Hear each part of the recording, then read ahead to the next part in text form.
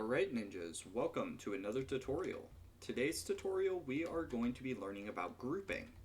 So grouping is incredibly useful for a multitude of different reasons. The main reason you would want to group, however, is due to the fact that grouping will allow you to place multiple parts together and allow you to move and change them without the need to do each one separately. So let's go ahead and start. So for this tutorial, we are going to just make a simple, let's just make a simple person.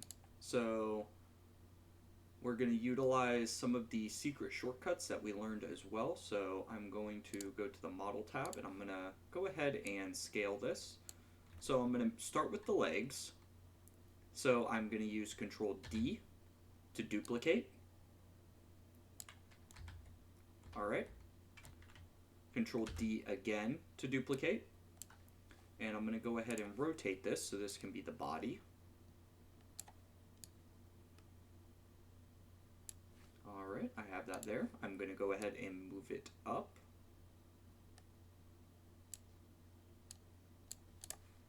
There we go. And then I want to scale it a tad more to make it taller. Okay, so that's our person. So now I'm going to go ahead and work on the arms. So I'm going to duplicate this again.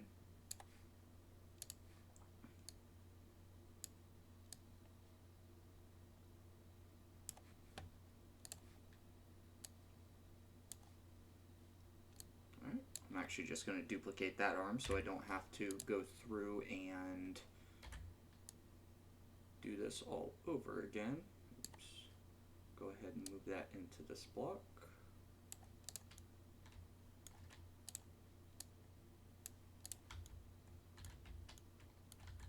Alright, and then I'm going to duplicate this and make it the head.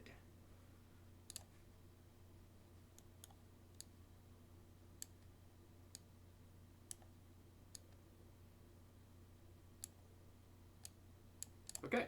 So we have our simple person.